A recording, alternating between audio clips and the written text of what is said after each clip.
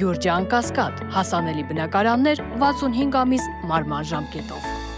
Ալիևը հիմա դեմքով դեպի տարածաշրջանային հարթակներն է շրջվել, հայտարարում է, թե տարածաշրջանում գործակցության հիմնական բեռը պետք է վերցնեն դերակատար երկրները, իսկ դերակատարներ ագրեսորը տեսնում է Ադրբեջանի ու Վրաստանին, Սիրաշահում ու Սիրաշահում է Թբիլիսին, Հայաստանի առաջ էլ այդ գործակցության ճանապարհը կբացի, ասում է, եթե Երևանը փոխի սահմանադրությունը, հիմա ինչ է խելքին փչել։ Ադրբեջանի քաղաքականությունը շատ հասկանալի է, որովհետև ինքը իրականում ուզում է թողնել Հայաստանը իզոլացիայի մեջ եւ պահանջում է միջանց։ Եվ մի նպատակով ուզում է օգտագործի Վրաստանի տարածք, այսինքն իրանք պաշտոնական դաշնակից երկրներ են, իրանք Գուամի անդամ են, միշտ իրար սատարել են մակից սկսած եւ քվարկել են իրար կողմ եւ Հայաստանի դեմ։ Ինչ է ուզում անի Ալիևը, ինքը ուզում է Վրաստանի ներքաշի իրենց քաղաքական խաղին եւ Հայաստանին դուրս թողնի բոլոր ռեալ process-ներից։ Փետրվարին էլ Բաքվում Իրանի խորհրդարանի խոսնակին էր ասում, տարածաշրջանային խնդիրները պետք է լուծեն տարածաշրջանի երկրները, շեշտեցել անընդունելի արտաքին ուժերի միջամտությունը,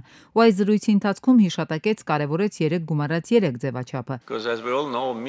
28 տարի մենք ունեինք այդ միջնորդները, ԵԱՀԿ Չարաբաստիկ Մինսկի խումբը, որի միակ նպատակն էր ամրապնդել օկուպացիան եւ Ղարաբաղը հանձնել Հայաստանին։ Իսկ այս ձևաչափը հայտնի է 44-օրյա պատերազմից հետո ստեղծվեց Թուրքիայի նախագահ Ռեջեփ Թայիպ Էրդողանի նախաձեռնությամբ Թուրքիա, Իրան, Ռուսաստան, Հայաստան, Ադրբեջան, Վրաստան ձևաչափով վերջին նիստը անցած տարվա հոկտեմբերին էր Թուրքիայում, Վրաստանը այդ անգամ էլ բոյկոտեց այս հարթակը, դարձյալ չցանկանալով Ռուսաստանի հետ նույն սեղանի շուրջ նստել։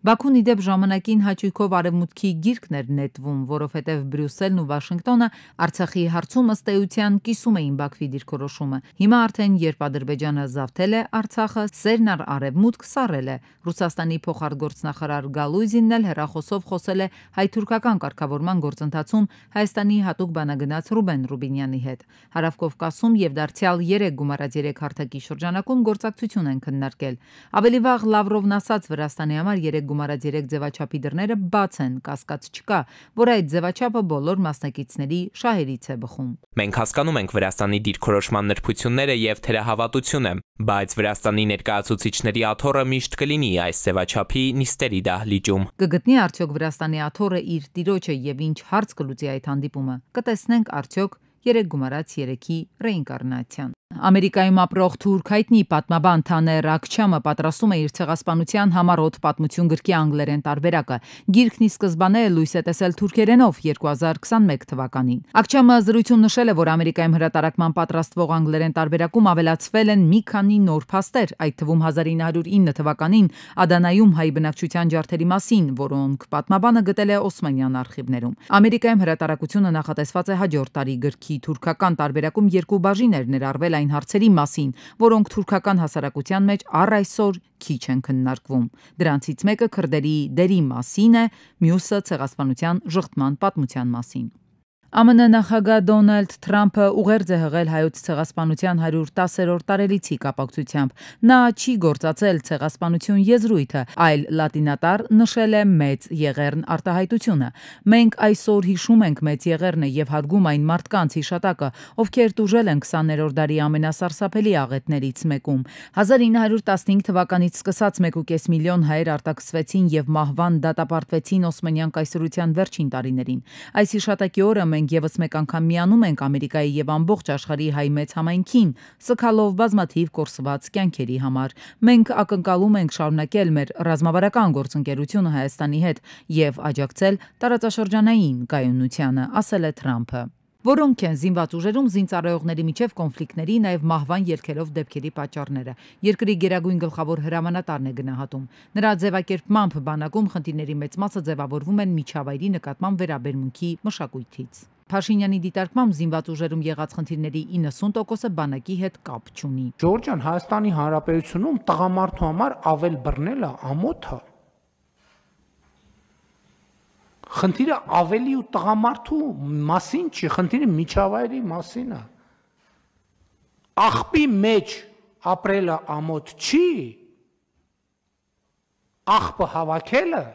տղամարդու կողմից կարող է եւ ամոթ լինի։ Հայաստանում խնդիրներ կան նաև ընտանիքներում, կանանց նկատմամբ բռնության հարցն էլ քննարկեցին։ Կառավարությունում փաստեցին կանանց նկատմամբ բռնություն կա ոչ միայն մարզերում, այլ նաև Երևանում։ բռնության միջավայր կա մեծ հաշվով, խտրականությունը ինչ է, այդտեղ իհարկե տերմինաբանության խնդիր կա, ես այդ ուզում ասեի, պետք է հասկանալ խտրականություն ասելով ինչ նկատի ունենք, բայց այդ բանավեճը, բայց այո, այն որ կա բռնություն եւ բռնության միջավայր, դա ակնհայտ է։ Մենք էլի ենք առնչվել այս ոլորտին, մեր հասարակությունում կան այդպիսի թեմաներ, որոնց շուրջ սեղանների շուրջ ընդունված է ճորոն բառեր ասել եւ կենացներ խմել, օրինակ այս դեպքում կանանց մասին, բայց իրական կյանքում ճիշտ հակառակ վերաբերմունք է ցույց տալ կանանց նկատմամբ։ Խնդիրը կա նաեւ Երևանում, Երևանի ամենակենտրոնում, Երևանի արվարձաններում եւ ամենուր այդ խնդիրը կա Հայաստանի Հանրապետությունում։ Փաշինյանը անդրադարձավ նաև ընտանիքներում վատ սովորույթներին։ Նա զարմացած հարց է տալիս, որն է պատճառը, որ ընտանիքներում փոքր տղաներին հայոյանք են սովորեցնում։ Եկել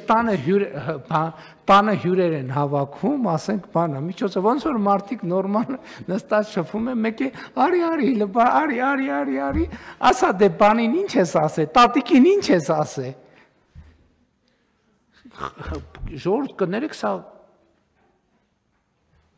չգիտեմ նույնիսկ ինչ ասեմ։ Անհուսալի վարկեր ունեցող անձանց տնտեսական ակտիվությունը խթանելու համար էլ կառավարությունը երկրորդ եռամսյակի համար հատկացրեց 209 միլիոն դրամ։ Աջակցություն կտրվի այն վարկառու ֆիզիկական անձանց, որոնց բոլոր վարկերը 3 եւ ավելի տարի անհուսալի դասում են միաժամանակ մայր գումարին առնչվող պարտավորությունները չեն գերազանցում 1 միլիոն դրամը։ Ծրագրից օգտվելու հնարավորություն ունեցող պոտենցիալ շահառուները 218,000-ն են։ Նրանց վարկային ընդհանուր բեռը 168 միլիարդ դրամ է։ Օրինակ մարդը ով անհուսալի վարկ ունի 3 տարի եւ լսում է որ այդտեղ ծրագիր կա, ես որ այդպես լինեի, բոլոր գործերը կթողնեի, կգնայի, կդիմեի, որ արագ այդ պատմությունից ազատվեմ։ Փաշինյանը հանձնարարեց ուսումնասիրել եւ հասկանալ որն է խնդիրը։ Գուցե քաղաքացիները տեղյակել չեն ծրագրի մասին։ Ազգային ժողովում լրատվամիջոցների գործունեության դրանց տարիներ առաջ դերակատարության վերաբերյալ քննարկումները թեժացան, նույնիսկ սկսեցին փոխադարձ վիրավորանքներ ու ռեպլիկներ հնչել։ Հայաստան խմբակցության падգամավոր Գեղամ Մանուկյանը падգամավորների հիշողությունը քառորդ դար հետ տարավ։ Ինչպիսին էր մամուլն այդ ժամանակ եւ ով դեմ ինչ էր գրում։ 1990 թվական հոկտեմբեր 27-ից առաջ որ մամուլներ Վազգեն Սարգսյանի դեմ արշավանում։ Էտով ասեց։ Գլուխդ պատով տվեցի։ Հայկական ժամանակ Նիկոլ Փաշինյան։ Մի հատ գնացեք մամուլը նայեք։ Ու հենց այստեղ էլ վեճն ավելի թեժացավ ընդդիմադիր ու իշխանական падգամավորները մեկը մյուսին կարգի էին հրավիրում։ Սուտ խոսացին որովհետև։ Ամբիոնից իջավ ազգային ժողովի նախագահը իր թիմակցին պաշտպանելու համար, խոսքը կրկին Գեղամ Մանուկյանին էր ուղված։ Ելույթ ես ունենում, մարդը արձագանքում ասում է գլուխդ պատով ես տվել դու, ես էլ ասում գլուխդ պատով տվել ես դու։ Տեսնում ենք արդեն։ Իմիջիալոց, հերիք մի սպառնում ես ինձ։ Դե հետո ասեց հա։ Գլուխները պատով եք տալիս, բոլորը, ով որ կարա իրան թույլ տա սպառնի, հետ եկեք,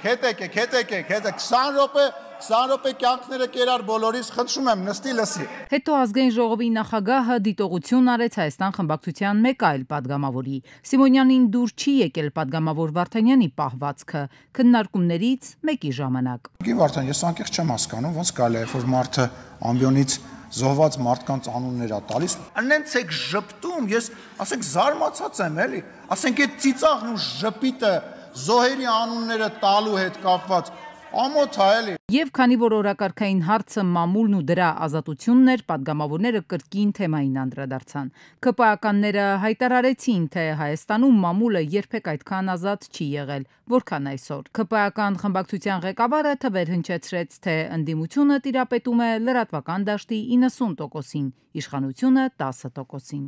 Արաբական Միացյալ Էմիրությունների միջնորդությամբ Ռուսաստանն ու Ուկրաինան իրականացրել են հակամարտության սկզբից ի վեր գերիների ամենամեծ փոխանակումը։ Միջնորդությունների միջոցով փոխանակված պատանների ընդհանուր թիվը հասցնելով 3771-ի։ Այս անգամ փոխանակվել է ավելի քան 538 գերի, 246-ը ուկրաինական, 246-ը ռուսական կողմից։ Արաբական Միացյալ Էմիրությունների արտգործնախարարությունը միջնորդական ջանքերին ընդառաջելու համար երախտագիտություն է հայտնել երկու երկրներին եւ հայտնել, որ շարունակելու է ուկրաինական հակամարտության խաղաղ կարգավորման ուղղված ջանքերը։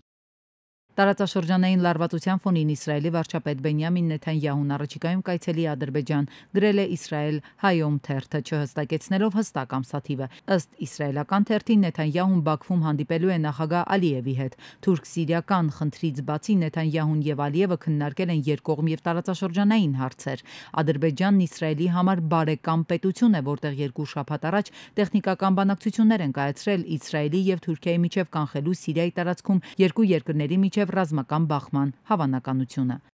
Դուբայի Բաբ ալ-Շամս քաղաքում տեղի ունեցած բացառիկ միջոցառման ընթացքում տեղի է ունեցել Bentley Batur Convertible-ի համաշխարհային պրեմիերան։ Յուրաքանչյուր Batur Convertible-ը գնահատվում է մոտավորապես $2.5 միլիոն։ Ներսում այն հարդարված է կաշվով։ 16 Batur Convertible-ից յուրաքանչյուրը ձեռքով կպատրաստվի։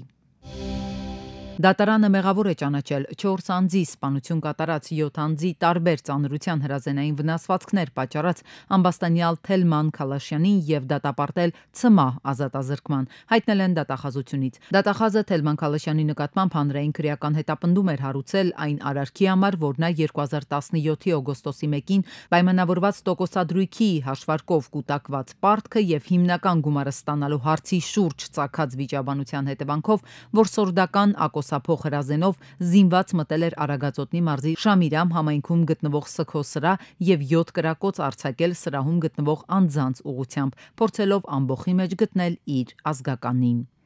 Ապրիլի 20-ին ժամը 11:30-ի սահմաններում Արդարադատության նախարարությանն ու Բարաշեն քրեակատարողական հիմնարկում պատիժ կրող դատապարտյալ 1973 թվականին ծնված ԶԽ-ն կատարել է ինքնասպանություն ինքնաշեն պարանով կախվելու միջոցով։ Անմիջապես կանչվել է շտապօգնություն։ Դեպքի առթիվ Հայաստանի քննչական կոմիտեի Երևան քաղաքի Էրեբունի եւ Նուբարաշեն վարչական շրջանների քննչական բաժնում նախաձեռնվել է քրեական վարույթ։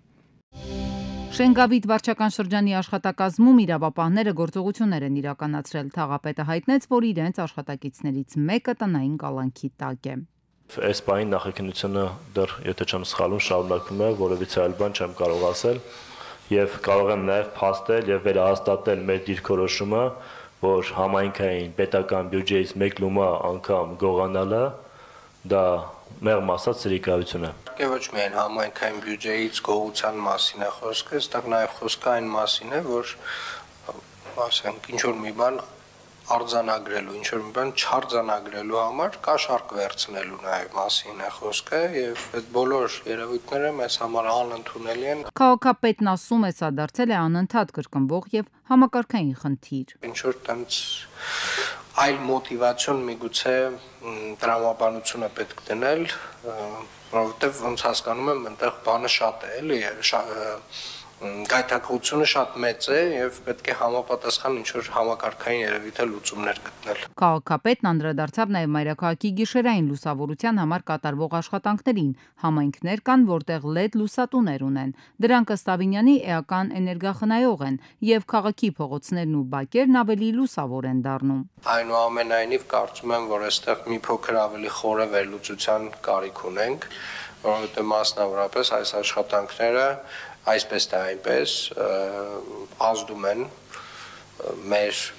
միջավայրի վրա եւ մասնավորապես որքան որ հասկանում եմ վերջին հետազոտությունները ցույց են տալիս, որ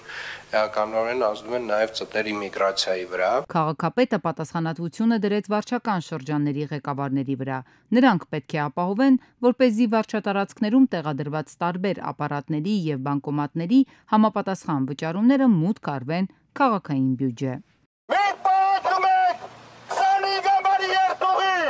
Պրոշյան եւ Քասախ համայնքների բնակիչները դարձյալ բողոքում են, պահանջելով, որ 25 եւ 59 համարի ավտոբուսները երթուղին շարունակեն մինչեւ իրենց համայնքները։ Մինչեւ այդ Երևան հասնելու համար վճարում էին 150 դրամ։ Հիմա Երևանի քաղաքապետարանը որոշել է, որ նոր երթուղին սպասարկելու է Մուլտիտրանսպորտ ընկերությունը եւ ուղևորը լինելու է 250 եւ 200 դրամ։ Ինչպես ավելի վաղ ներկայացրել էին բնակիչները, նոր երթուղին ընդամենը 7 կիլոմետր է իրենց համայնքից մինչեւ ֆիզիկայի ինստիտուտ։ Վերջին ավտոբուսը նախատեսված է ժամը 19:30-ին, այնինչ նախկին երթուղին ավելի երկար է եղել։ Վերջին կանգառը հաղթանակի զբոսայգին։ Ապրիլի 9-ին էլ հանդիպել են կառավարության ներկայացուցիչների հետ։ Հանդիպումից գոհ չեն։ Ոչ մի զիջման չգնացին մեր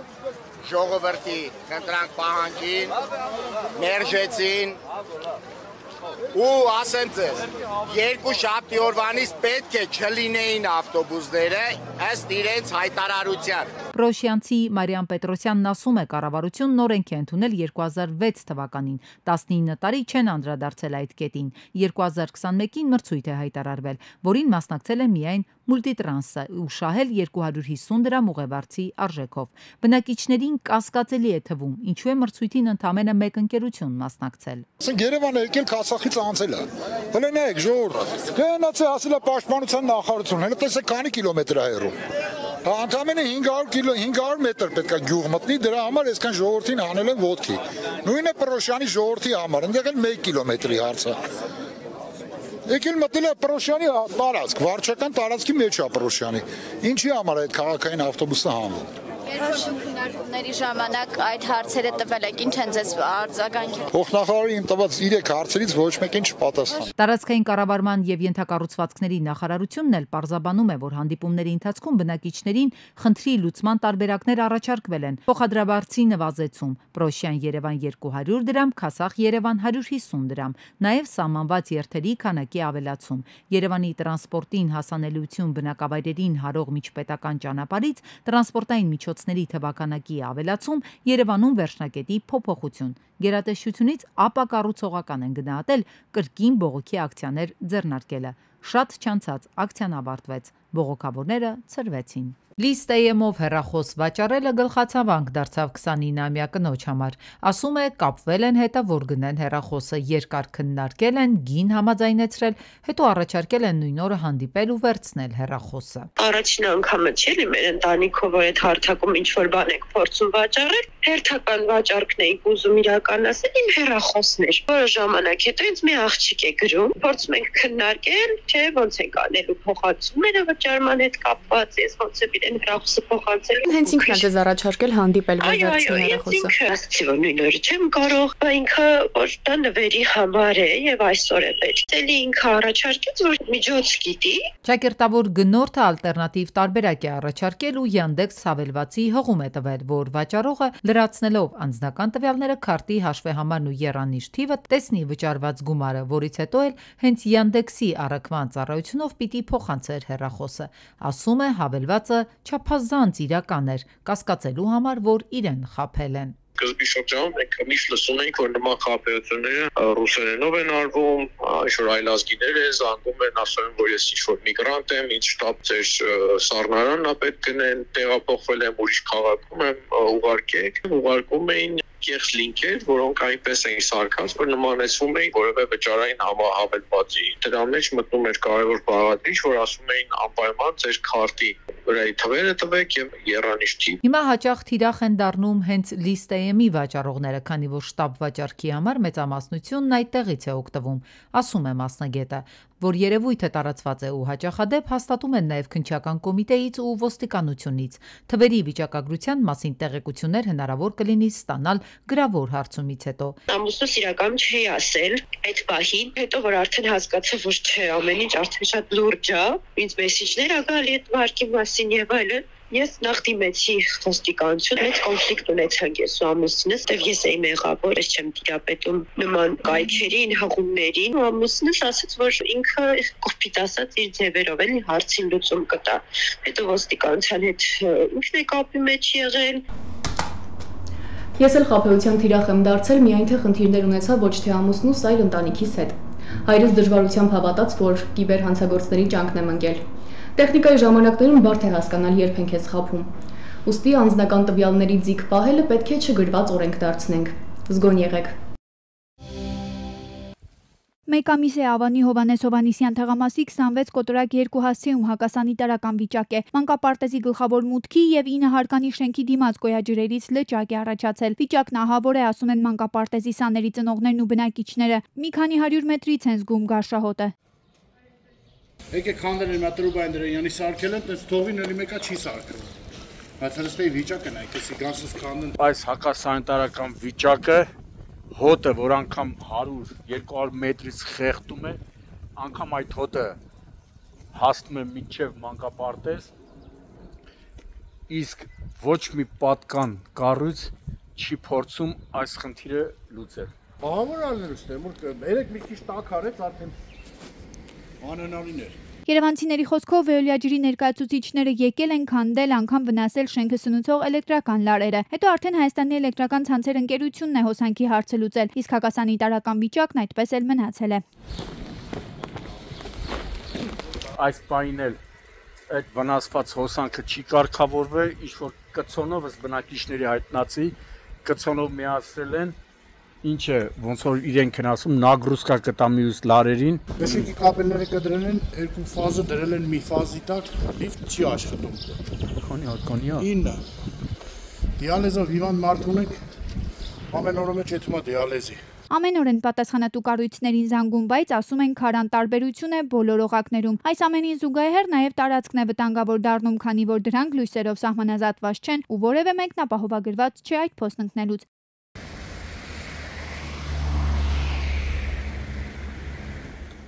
Վերջին օրերին հորդառատ անձրևն իսկական արտակարգ վիճակ էր ստեղծել ամբողջ հանրապետությունում։ Արմավիրի մարզում Զվարթնոց թաղամասի հարևանությամբ գտնվող կամրջի տակ անձրևաջրերից իսկական լիճ էր գոյացել։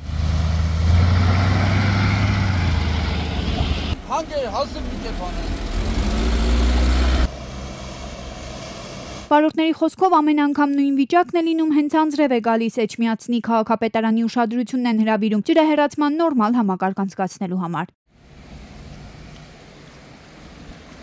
Դրա պատասխանատուն հավանաբար կամ Էջմիածնի քաղաքապետն է կամ տարածքային եւ ենթակառուցվածքների նախարարության ճանապարհային դեպարտամենտ հիմնադրամը։ Գուցե նաև Veolia ջուրն է, որ պետք է ջրահեռացման խողովակները մաքրեն կամ փոխեն նորը դնեն։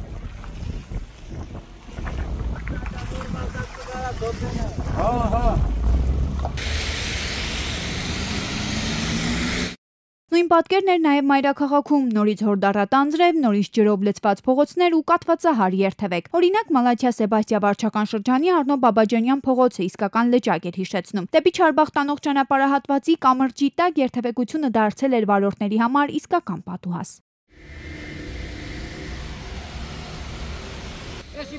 Լավ վիճակ է էլի, ձուկ բռնենք։ Ուրա ձուկ էլ չկա։ Շատերը չէին էլ փորձում անցնել, շրջանցում էին, եթե անգամ հաջողվում էր դա, ապա համարանիշներն էին մնում ջրի տակ։ Մի քանի ավտոմեքենա վարորդներ նշում են, որ համարները հազիվ են գտել։ Եվ այդ ամբողջ ընթացքում ոչ քաղաքային իշխանությունից, ոչ Մալաթիա Սեբաստիա վարչական շրջանի ղեկավարի աշխատակազմից եւ ոչ էլ Veolia ջուրընկերությունից որևէ աշխատակից չի ժամանել։